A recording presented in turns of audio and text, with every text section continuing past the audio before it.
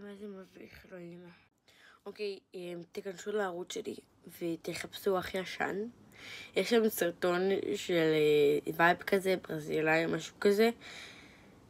זה בתחילת שנה זה, הערוץ כאן קיים כמעט שנתיים כנראה. נכון? או שזה היה השנה? לא, השנה, לא. כן. קיצר, הסרטון הזה לפני שנתיים, ופעם היה לי קוקו, פעם לא הייתי לובשת בכלל. לא היה לי חוש טעם, אני לא הייתי מטפחת את ה... יש לי שיער גלי, כפי שאפשר לראות. בקבוקים לפעמים. קיצר, פעם לא הייתי מטפחת את השיער שלי, הייתי עושה קוקו גבוה וביי. ותמיד הייתי מקנה באחותי רבקי, ואף פעם לא הייתי איך לסדר את השיער שלי, כי אמרתי שפשוט נפוח, תמיד הייתי לעשות החלקות דברים כאלה. לא השתנה עם ההחלקות, אבל אני יותר אוהבת את השיער שלי עכשיו. גלי. יום שני קיצר.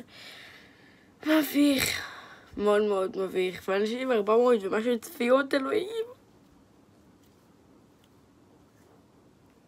אלוהים. לא משנה. התבגרתי. שיניתי הרבה דברים אצלי. כמו גוף.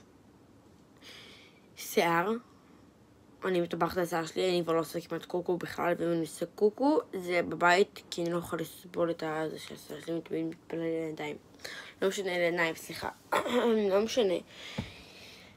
הרבה השתנו בין נוחות לבין לא נוחות, לבין יופי, לבין לא יופי, אבל בסך הכל אני אותו בן אדם לצערי הרב.